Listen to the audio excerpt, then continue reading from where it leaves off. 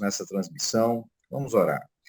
Senhor, a Ti a nossa gratidão, o nosso louvor, porque o Senhor é bom sempre, e nós Te louvamos de uma maneira muito especial nessa semana, em que, como nenhuma outra semana no ano, nós nos lembramos e celebramos a Sua cruz e a Sua ressurreição. Numa sexta-feira como essa, o Senhor morreu na cruz pelos nossos pecados. O Senhor foi sepultado. E é por causa desse grande amor que estamos reunidos e também pela vitória da Tua ressurreição no domingo. Te agradecemos, pedimos que o Senhor nos abençoe em nome de Jesus. Amém. Pessoal, alegria estarmos reunidos, né? Nosso convite, a gente teve alguns problemas técnicos, mas nós cremos que Deus é bom em todas as coisas e a gente entende que as boas notícias, elas superam todas as dificuldades que a gente tem. E a gente tem uma semana muito especial, né? Estamos na Semana da Paixão, celebramos aí a Semana da Paixão essa semana. Se essa semana fosse a semana que aconteceu há quase 2.000 anos atrás, nessa sexta-feira, Jesus teria sido crucificado às 9 da manhã, teria morrido na cruz às 3 da tarde e teria sido sepultado perto das 6 horas da tarde. Então, esse é um dia em que a gente é convidado também a estar refletindo sobre a grandeza e a profundidade do amor de Deus e sobre a importância e o fundamento extraordinário da cruz e da ressurreição, né, no domingo, na nossa vida e na nossa fé. Nosso tema de hoje, que nos foi apresentado, é Pastoreio de Pastores, Desafios e Oportunidades do Ministério Hoje. Nós vemos um tempo, né, toda geração, ela tem grandes desafios e grandes oportunidades em relação ao ministério chamado de Deus na nossa vida, ministério da igreja. E nesse tempo em que a gente está vivendo no ministério, a nossa geração, o nosso contexto, eles apresentam alguns desafios e algumas oportunidades também. Então, gostaria de começar rapidamente compartilhando alguns desafios que a gente tem encontrado aí. Sou o secretário pastoral da IPI do Brasil, faço parte do corpo pastoral da IPI Filadélfia, em Londrina. Fui pastor em Paranavaí por 6 anos, no Paraná. Fui pastor em Florianópolis, em Santa Catarina, durante 13 anos. E agora estou aqui de volta para o Norte do Paraná, em Londrina, onde eu voltei no ano passado, em janeiro. Fui professor de Antigo Testamento do seminário Reverendo Antônio de Godoy Sobrinho, em Londrina. E a partir dessa experiência aí de ministério, como seminarista, como pastor, como professor de seminário e como secretário pastoral, a gente gostaria de estar compartilhando aí alguns desafios e oportunidades do nosso contexto hoje. Em primeiro lugar, o tema é muito amplo, né? E a gente gostaria de dar algumas observações importantes. Em primeiro lugar, desafios em relação ao ministério de pastoral. Alguns desafios são os seguintes. Por um lado, a gente tem encontrado hoje uma dificuldade em relação à formação. E quando eu digo formação, muita gente já pensa imediatamente na nossa faculdade de teologia, na FATIP. Mas eu tenho observado que o problema da formação é um problema muito maior e mais amplo, né? Todos nós temos muito que caminhar, aprender e crescer na graça de Deus. Então, em relação à formação dos pastores, eu percebo que há uma dificuldade em muitas igrejas locais. Já vi muitos candidatos indo para o seminário despreparados pela igreja. Então, muitas vezes a igreja não prepara de maneira adequada os seus candidatos, não discipula de maneira adequada e muitas vezes consente enviar pessoas ao seminário que, sem entrar no mérito aqui se a pessoa é ou não chamada, muitas vezes a pessoa não tem maturidade emocional, espiritual, para estar dando início ao processo de formação teológica. Então, em primeiro lugar, eu tenho observado que as igrejas locais, os conselhos, precisam dar uma atenção especial em relação aos seus candidatos. Esse é um ponto muito importante, que muitas vezes não é levado em consideração. Segundo ponto é o presbitério. Os presbitérios também têm o dever e a responsabilidade de olhar com carinho e atenção aos candidatos ao ministério, examiná-los de maneira adequada e, sim, em alguns momentos, dizer não. Eu tenho um colega que hoje é colega comigo no ministério, faz parte do corpo pastoral também da IPI Filadélfia, o pastor Tiago Ientes. O pastor Tiago Ientes foi seminarista quando eu estava em Florianópolis, e hoje a gente tem a alegria de estar compondo o corpo pastoral da mesma igreja. Uma vez aconteceu um episódio curioso com o pastor Tiago. Ele se apresentou ao conselho e o conselho entendeu que ele ainda não tinha maturidade suficiente para ir para o seminário. E o conselho, inclusive, o orientou a fazer um curso superior antes. Ele foi para a Universidade Federal de Santa Catarina, se formou em serviço social, continuou durante todo esse período na vida da igreja, se envolvendo com o ministério, e depois que ele se formou, ele se apresenta novamente para o conselho, e o conselho o examina e aprova o envio dele no ministério. E hoje ele está desenvolvendo um ministério junto pastoral na IPI Filadélfia. Eu louvo a Deus pela vida do pastor Tiago e louvo a Deus pela vida do conselho. E quando o pastor Tiago foi reprovado o envio para o seminário, hoje ele percebe que aquele não foi um não de amor e foi um não para fortalecer e abençoar a sua vida, seu ministério. Então, essa coragem de amar e tomar decisões, às vezes, difíceis, falta muitas vezes alguns conselhos e alguns presbitérios. Então, no processo de formação pastoral, esses são dois desafios que a gente tem. A vida do candidato na igreja local e no presbitério. E como igrejas locais, como pastores e como presbitérios, a gente precisa dar uma atenção especial para os nossos candidatos. Tenho percebido aí com alguma preocupação a formação de alguns é bastante deficitária, mas ao invés de sair correndo e apontando a culpa para a FATIP, a gente precisa orar, a gente precisa refletir e a gente precisa observar que nós, na base, na igreja, no presbitério, muitas vezes precisamos repensar a maneira como a gente tem lidado com os candidatos. Devemos amar os candidatos, cuidar dos candidatos e, em alguns casos, dizer um ainda não. Em alguns casos, inclusive, a gente dizer não. Né? Em relação à formação, eu também diria que isso é uma opinião pessoal minha. Né? Como eu disse, a gente tem sempre que melhorar. Nós somos defensores da educação teológica, somos defensores da nossa faculdade de teologia, da FATIP. A nossa faculdade de teologia, a FATIP, ela tem muitas virtudes e a gente precisa destacar todas essas coisas e nós louvamos a Deus pela vida da FATIP. Mas a gente tem sempre o que melhorar. E um dos aspectos muito importantes nesse sentido é sempre uma busca constante. Isso é um negócio que a gente não faz uma vez na vida, é uma busca sempre constante, não apenas de procurar oferecer algo que seja interesse das igrejas, mas é um diálogo aberto da igreja e da FATIP em relação à formação teológica.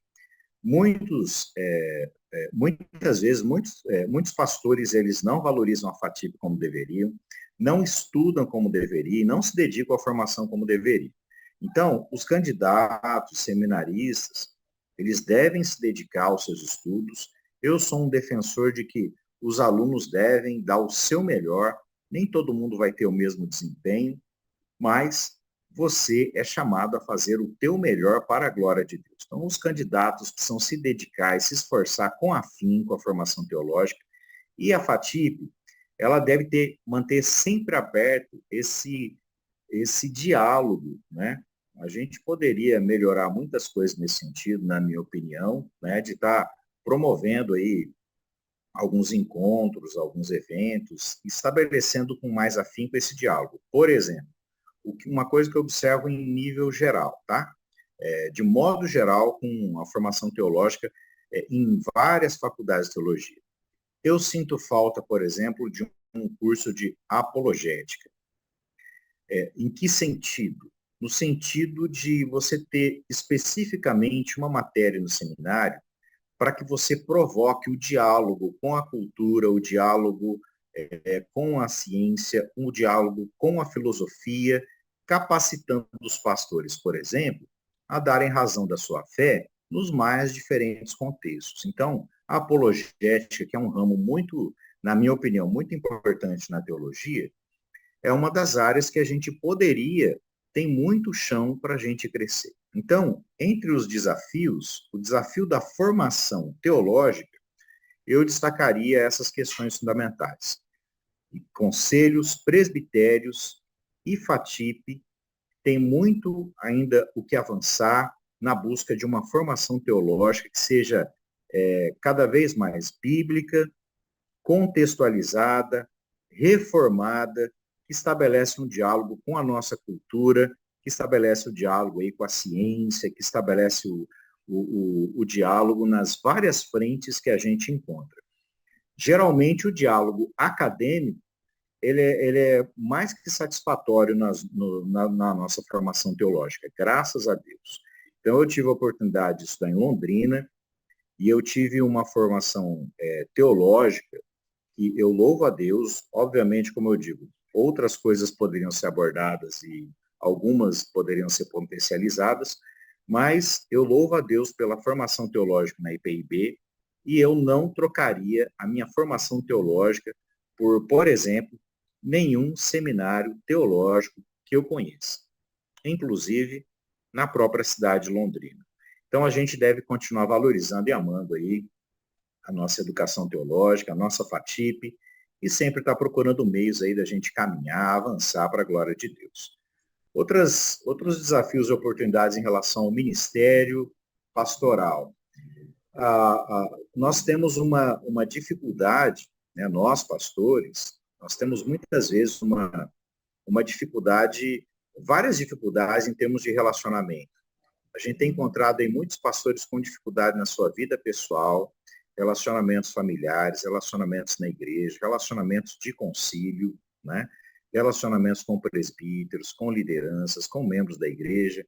Nesse sentido, novamente, é uma grande dificuldade. O primeiro passo nós, pastores, reconhecemos que nós precisamos de ajuda.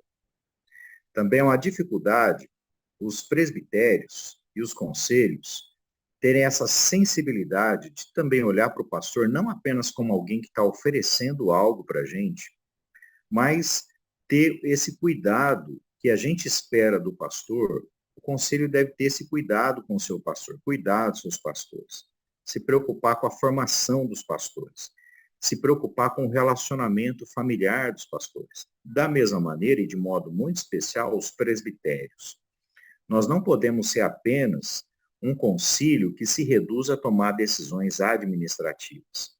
Eu entendo que presbitério é igreja. Se a gente ler Atos dos Apóstolos, capítulo 15, a gente vai perceber que no primeiro concílio da igreja, em Jerusalém, aquilo não foi tratado como se fosse uma atitude burocrática.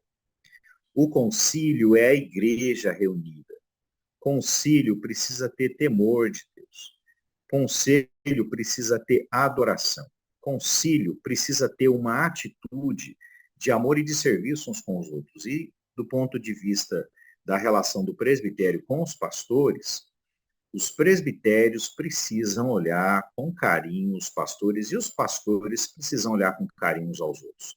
E aqui, o problema que a gente já tratou anteriormente vem à tona de novo, né? Infelizmente, por exemplo, na realidade da IPI hoje, estamos hoje numa realidade em que, ao mesmo tempo que está faltando pastores, está sobrando pastores.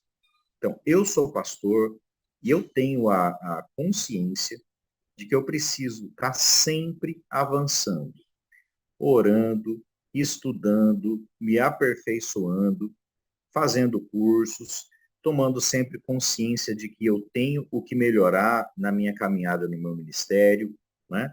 E também que a gente tem, como pastores, o dever da gente estar olhando uns para os outros com cuidado, com carinho, se preocupar uns com os outros, compartilhar com generosidade aquilo que Deus tem nos dado, e nas mais diversas áreas da nossa vida. Então, a nossa relação com a família, nossa relação com a igreja local, com o conselho, com o presbitério, é também um desafio, uma oportunidade muito grande hoje no ministério. Nesse sentido, né, tanto em relação à formação quanto à relação dos relacionamentos, a Secretaria Pastoral tem discutido aí desde o início do nosso mandato, a gente tem discutido aí 2 projetos, inclusive a gente tem se reunido aí com os secretários pastorais presbiteriais de cada sínodo, o reverendo Valdecir Fornel e eu, a gente tem se reunido aí com os secretários pastorais presbiteriais e a gente tem compartilhado aí um projeto que a gente está desenvolvendo. Na verdade, são 2 projetos. Um projeto seria o seguinte, um núcleo de apoio ao Ministério de Presbíteros, que acontece hoje na IPI do Brasil, na minha opinião e na opinião do nosso grupo de trabalho. Nós temos hoje na IPI uma secretaria de diaconia, nós temos uma secretaria pastoral, ou seja, uma secretaria que trata do ministério, dos diáconos e, de certo modo, se ocupa com o ministério dos diáconos, de modo geral, seja do ponto de vista da igreja local, seja do ponto de vista da igreja nacional, e a gente tem uma secretaria pastoral, que tem como um dos objetivos cuidar, auxiliar na missão dos presbitérios e das igrejas, de também dar um suporte e um auxílio aos pastores. Então, nesse sentido, a gente não tem uma secretaria que se ocupa do Ministério dos Presbíteros.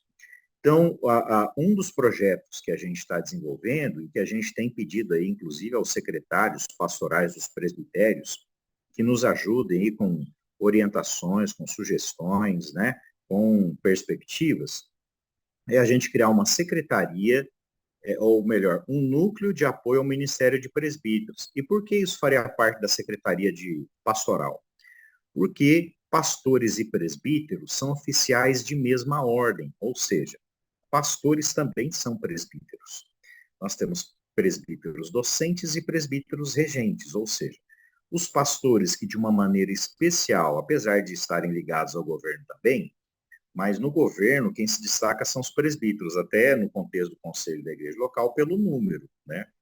Os pastores, do ponto de vista das decisões do conselho, são sempre em menor número.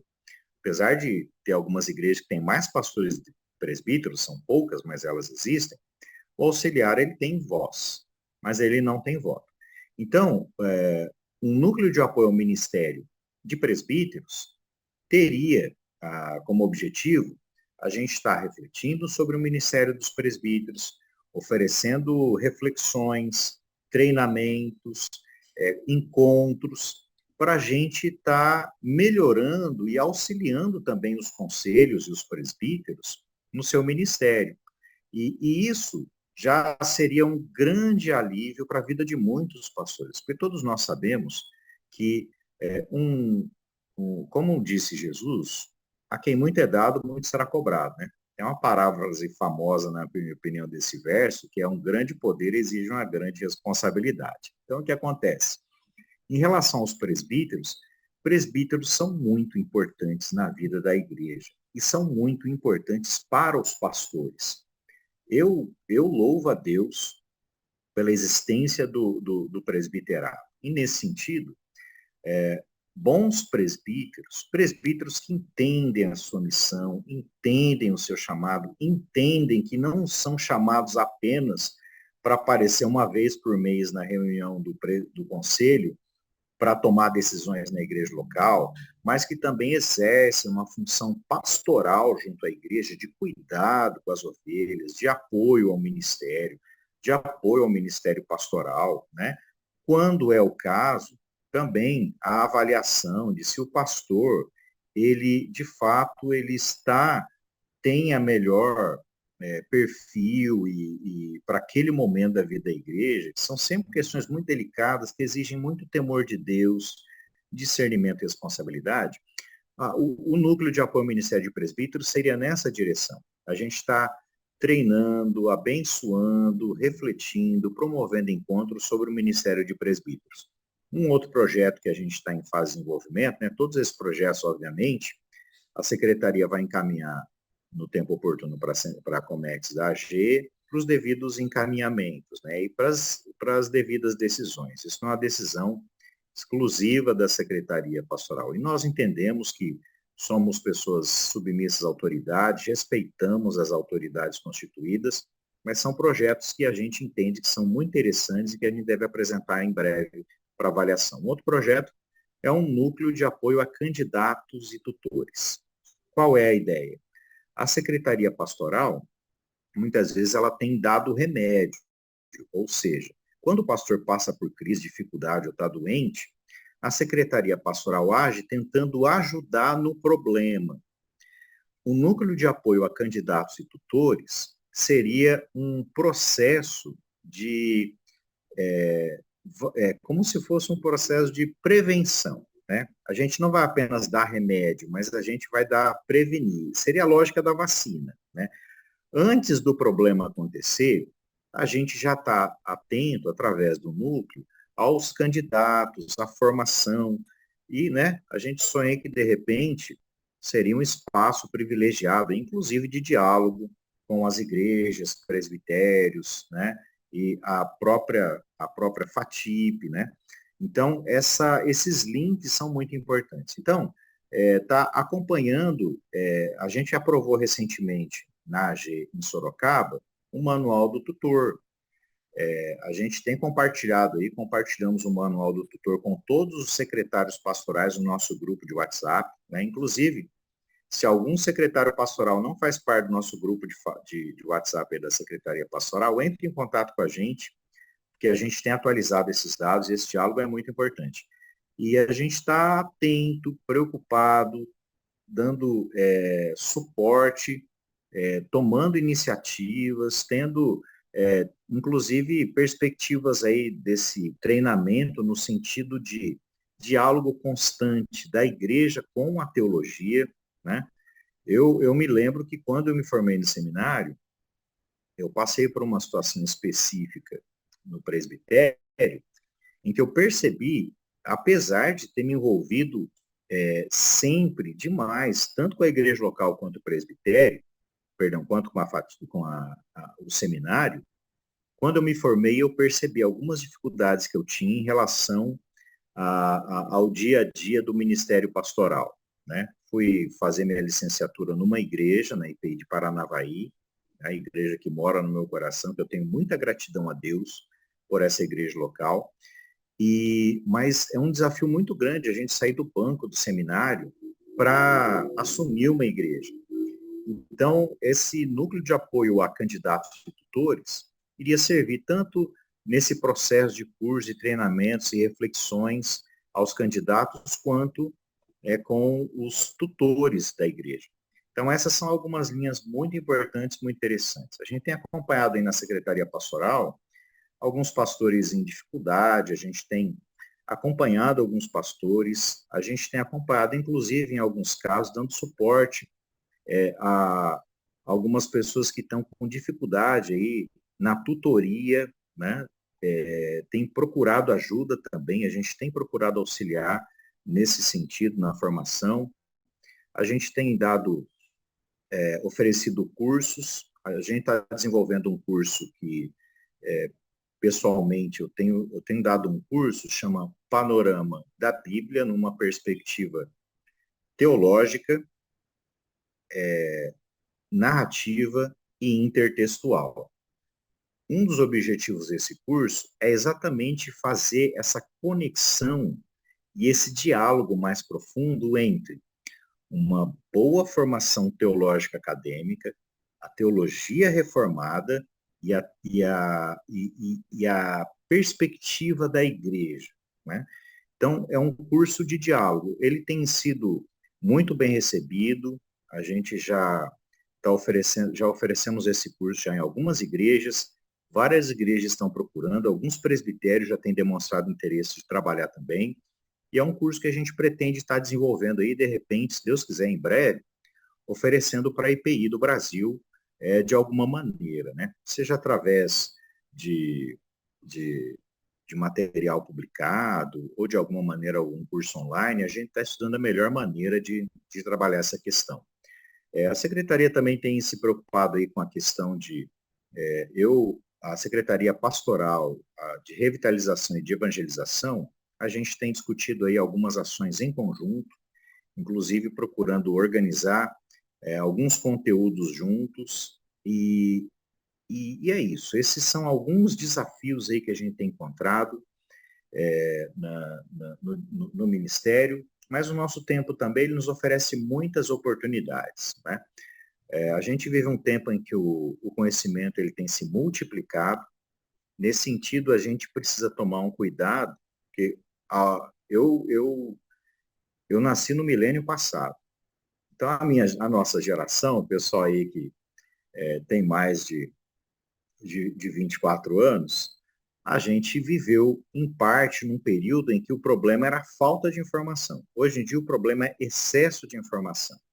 Então, nessa loucura aí que está o nosso mundo, a gente precisa de referenciais claros e importantes, né? E, de certo modo, livros, sejam eles digitais ou impressos, a literatura é muito importante para uma orientação e uma definição. Então, se localizar nesse tempo é um desafio, mas tem oportunidade. A gente tem hoje curso para muita coisa.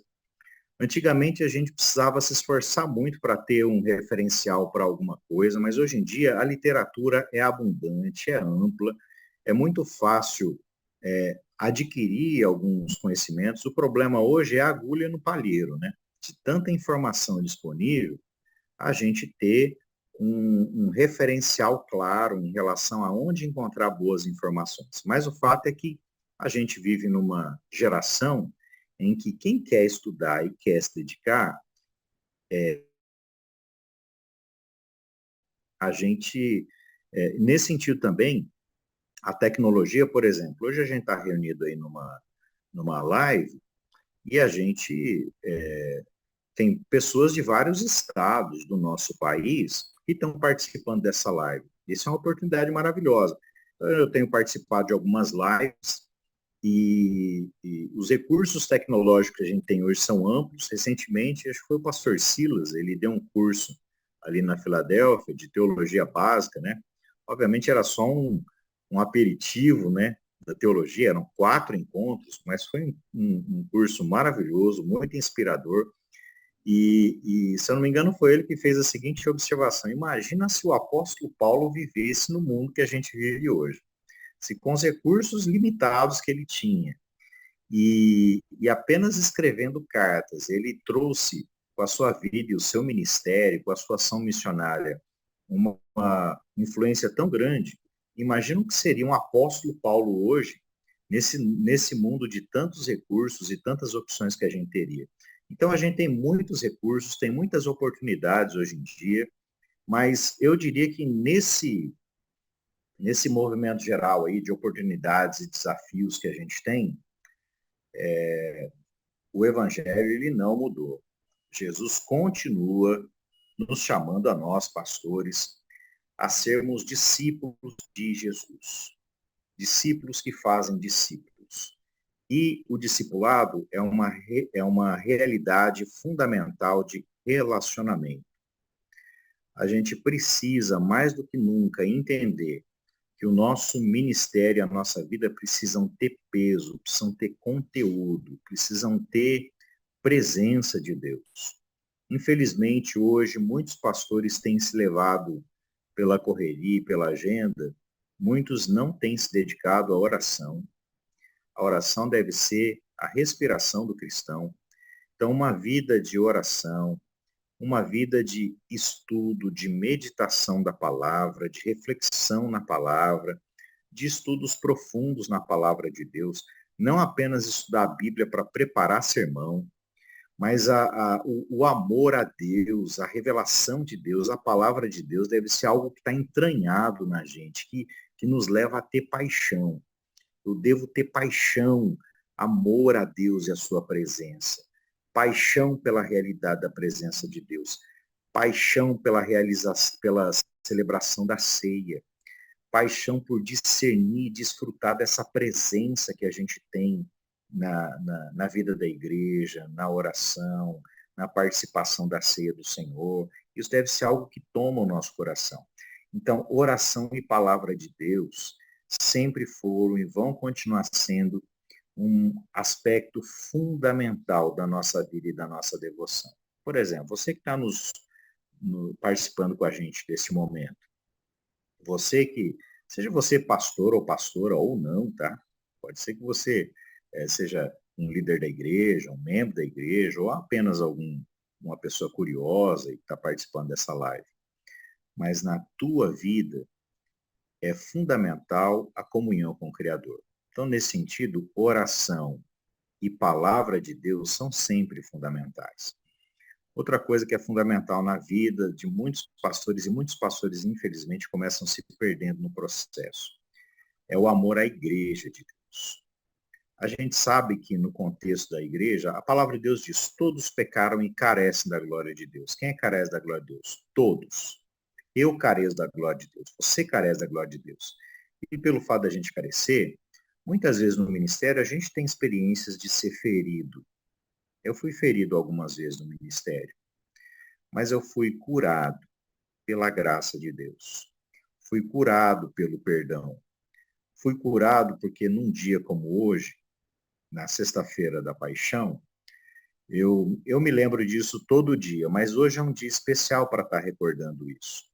Numa sexta-feira como hoje, o Rei da Glória, o meu Senhor, ele foi condenado injustamente.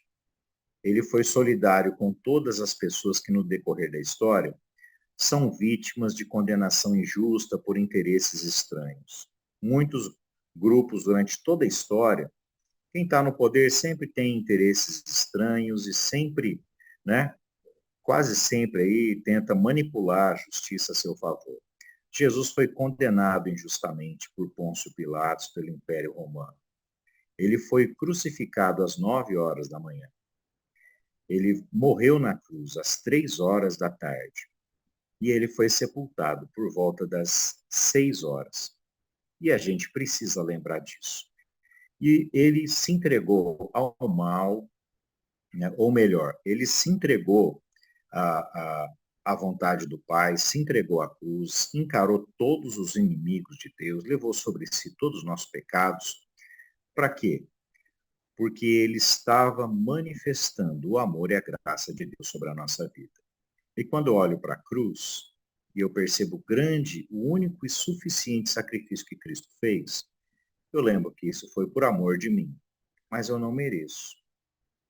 E por isso, eu devo amar aqueles que não merecem.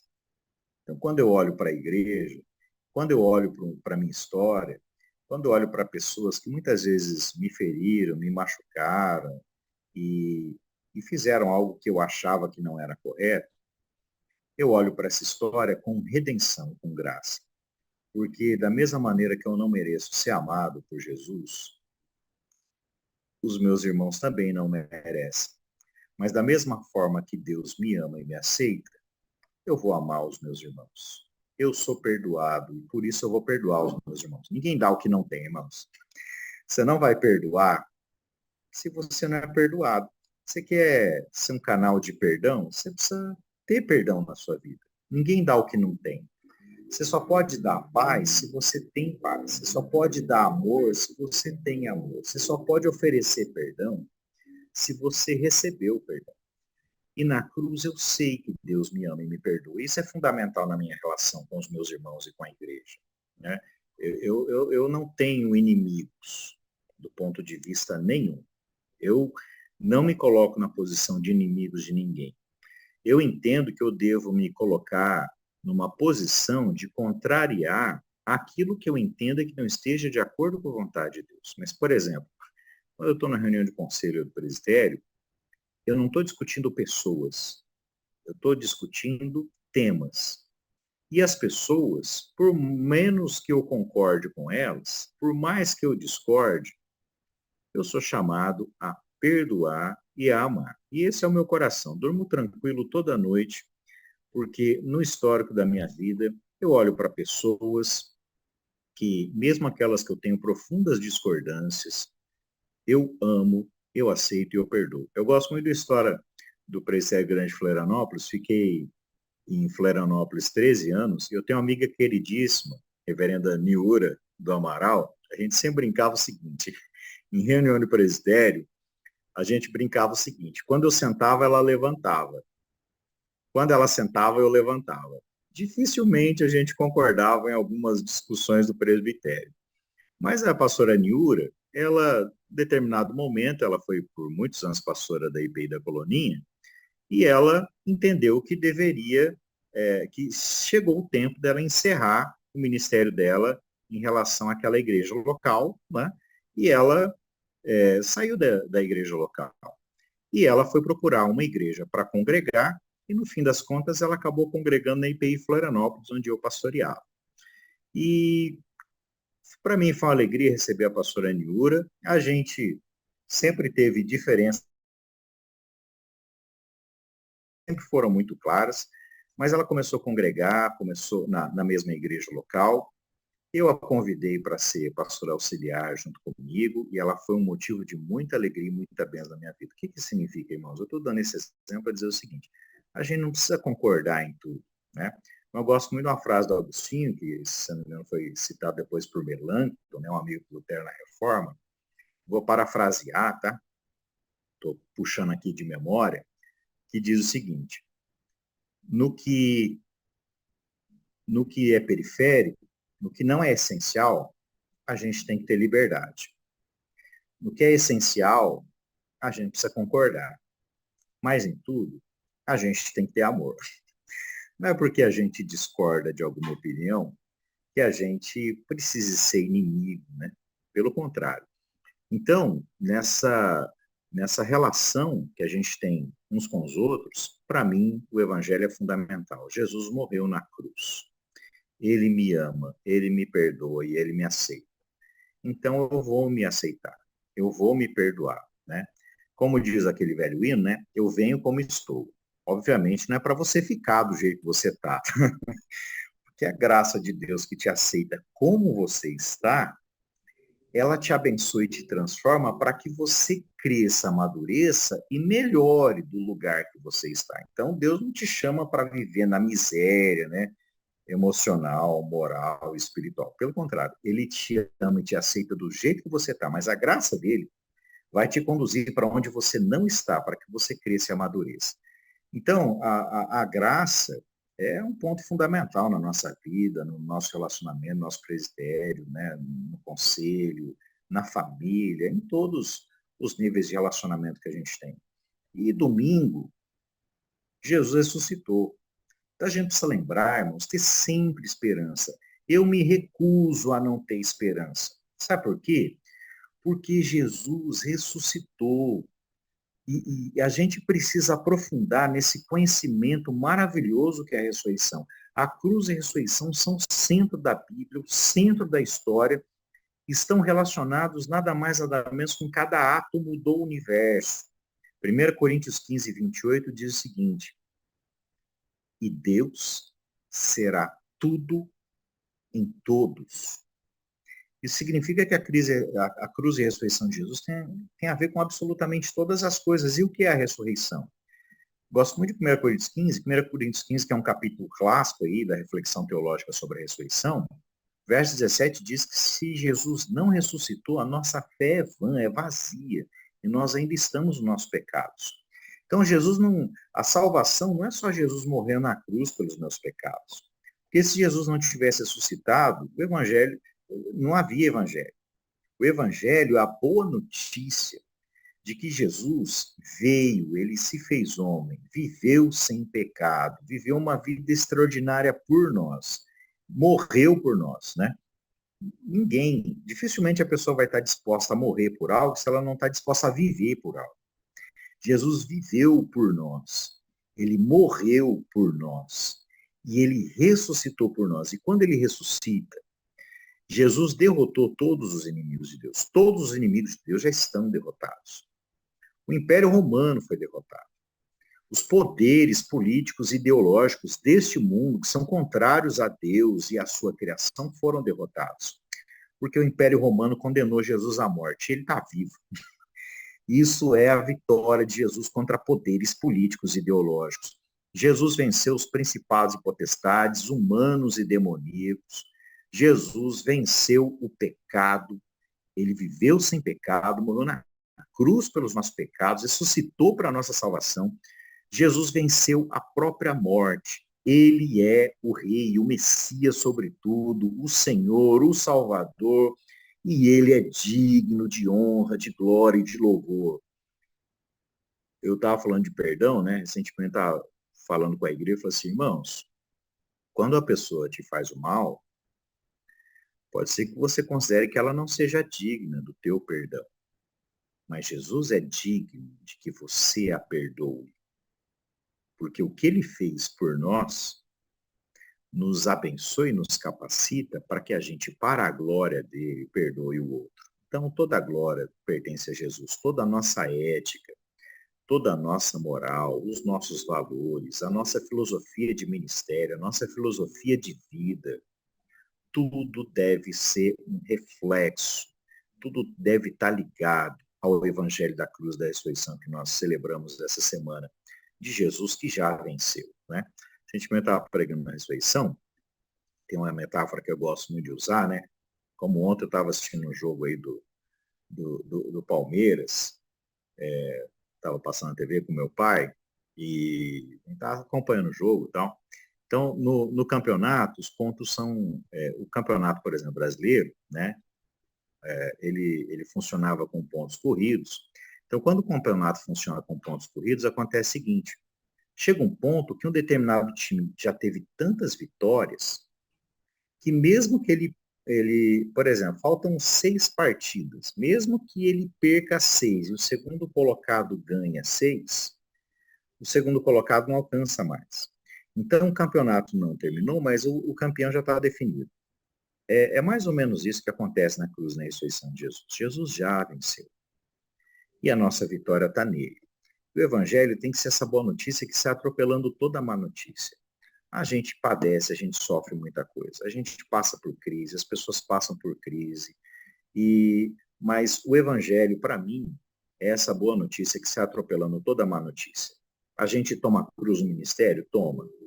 A gente vai suar a camisa, dar o sangue e se dedicar à vida das pessoas? A gente vai. Mas mesmo quando as pessoas agem mal, não reconhecem, são ingratas, nos traem, Jesus ressuscitou. E essa vitória completa é a boa notícia que deve sair atropelando toda a má notícia. Ele é o ponto fundamental da nossa fé e da nossa esperança. Então, irmãos, porque Jesus ressuscitou, a gente precisa encarar o ministério com graça, com alegria, com entusiasmo. Os desafios são muitos, as dificuldades são grandes, mas Jesus já venceu. Ele ama você, ele perdoa você e ele é digno de que a gente viva o ministério. E ele é digno de que a gente faça qualquer sacrifício.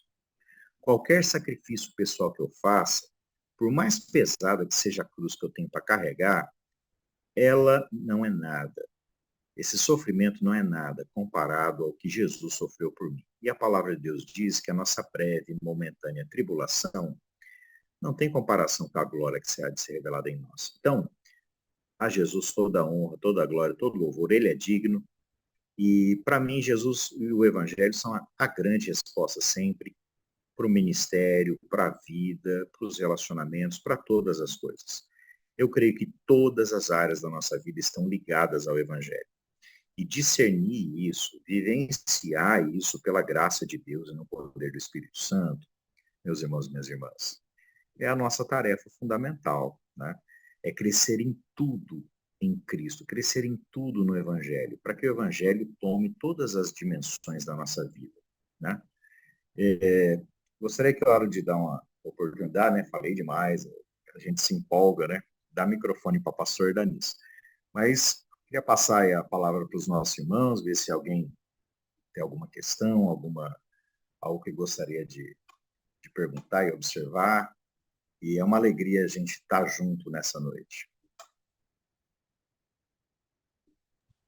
Então, nós tivemos um pequeno problema aqui, estamos sem áudio, aliás, sem vídeo, mas, inclusive, o próprio pessoal do YouTube, eu falei que nem todos conseguiram acessar, eu mandei posteriormente o vídeo, aliás, o link, mas palavra maravilhosa, palavra abençoada e abençoadora, e nós vamos depois passar o link novamente para que as pessoas possam assistir, e com certeza nós precisamos dar continuidade a esse assunto que é muito importante.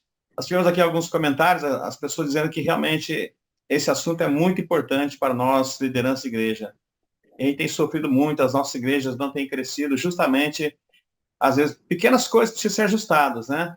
Então, nós queremos, então, com a graça de Deus, trabalhar para que possamos crescer juntos, para que nós possamos fortalecer, pastorear uns aos outros e caminharmos juntos. Então, nós vamos caminhar já para os finalmente, nós vamos estar orando e vamos, então, marcar uma segunda etapa, com mais tranquilidade, né? Para que a gente possa, então, compartilhar, ter as pessoas participando com a gente também. Mas, reverendo, então, um grande abraço, muito agradecido por sua participação conosco. Eu vou orar e aí depois nós vamos passar para o pastor para fazer as considerações finais, ok? Então, vamos Amém. orar. Senhor Deus, eterno Pai Todo-Poderoso, em nome de Jesus, Senhor, nós te agradecemos, Deus, por esse momento, ó Pai querido. Sabemos, ó Deus amado, que às vezes enfrentamos dificuldades, mas nós podemos ouvir, Senhor, a tua palavra através do teu filho, Senhor. Ó Deus, a maior parte das pessoas que estão assistindo são líderes, ó Pai querido, mas todos nós, ó Deus, líderes e liderados, precisamos da tua graça, precisamos da tua sabedoria, precisamos do discernimento, ó Deus amado, e acima de tudo, amor, Senhor, para superarmos as dificuldades, porque maior é o que nos une do que o que nos separa, Senhor. O nosso desejo, ó Pai, é nós nos prepararmos, ó Deus, para realizar a tua obra enquanto é dia, Senhor. Nós sabemos que o grande dia se aproxima, Pai. Estamos, sim, comemorando a Páscoa, Pai. O dia, Deus amado, que o Senhor morreu e ressuscitou, Senhor, para nos salvar. E estamos aguardando ansiosamente a sua vinda, Pai, para buscar o teu povo, Pai. Mas que nós possamos estar, Senhor, trabalhando, como disse Pedro, ó Deus, esperando e apressando a vinda do Senhor. Pai, nos ajuda, Senhor. Nos dê graça, Pai querido. Fortalece nossos corações. Abençoa, Senhor, todos aqueles que estão assistindo, os que vão assistir posteriormente, ó Pai. Derrama sobre cada um a tua graça, Pai. Nós te pedimos e oramos em nome de Jesus. Amém. Amém. Muito bem, Amém. pastor. A minha alegria de estar junto com vocês, eu tenho sempre muita alegria, acima de tudo, né, das oportunidades a gente compartilhar aí a fé e o evangelho, né, aqui também compartilhando um pouco do ministério pastoral, que é uma parte muito importante aí da minha vida, do meu chamado, e eu agradeço aí o convite, né, generoso que foi feito. Obrigado aí, reverendo Osvani, que Deus continue abençoando a sua vida e ministério. E nós estamos à disposição, quando vocês quiserem novamente aí, marcar um novo encontro, ou em nome da Secretaria Pastoral da IPI do Brasil, estamos aí à disposição dos presbitérios, dos sínodos, para a gente estar conversando, da gente estar refletindo, estar, de alguma maneira, aí, trabalhando, dando treinamento, contribuindo. Excelente, pastor. Realmente esse Perdão. ministério é muito importante mesmo, e nós precisamos valorizar esse ministério. Inclusive o treinamento é de suma importância, nós também fazemos alguns treinamentos, mesmo online, né? Ainda temos algumas dificuldades do nosso país que é tão grande, mas nós temos hoje essa ferramenta. Eu também sempre, hoje mesmo eu falei dessa questão do apóstolo Paulo. Hoje não, ontem na célula. Se Paulo estivesse nos dias de hoje, com a tecnologia que nós temos, imagino que ele faria. E às vezes nós temos tanta tecnologia e nós deixamos a desejar, porque nós não estamos usando, talvez por falta de conhecimento, talvez por falta de alguém que nos ajude. Então o caminho é esse, nós nos unirmos para darmos continuidade a esse processo. Então, com certeza, pastor, nós vamos aí agendar outras datas para continuar esse assunto, e quem sabe até realmente o senhor passar para nós um curso, né? Vai ser muito interessante, que as pessoas possam ser capacitadas também para o ministério. Então, um Inclusive, grande reverendo, abraço. só antes da gente encerrar, esse curso que a gente tem oferecido aí, de uma visão geral da Bíblia, é um curso que tem tido muita procura, inclusive, né? Quando eu desenvolvi o curso, minha intenção inicial eram membros da igreja. mas a quantidade de seminaristas, licenciados, pastores pelo curso tem sido muito grande. E faz parte desse diálogo aí. A gente está à disposição de todos. Deus abençoe e muito obrigado aí pelo convite, pela alegria de estarmos juntos nessa noite. Poxa, pastor, mas aí a gente gostaria de, quem sabe, programar aí para que o senhor possa ministrar esse curso para nós online. Vamos pensar Com nessa certeza. possibilidade. Nós vamos Vamos conversar ver depois isso. do particular, vamos pensar nessa possibilidade, alguns encontros aí para nós sermos edificados. Amém. Valeu então, reverendo, um grande abraço, que Deus possa continuar abençoando a sua vida, a sua família, o seu ministério e todos que nos assistem, que nos vierem assistir posteriormente, que Deus possa abençoar ricamente e vamos continuar firmes nesse propósito, sabendo que Deus tem muito mais para nos oferecer e nós também temos muito para oferecer para Deus. Um grande abraço a todos, fiquem na paz. Até mais, pastor. Até mais, Deus abençoe. Amém.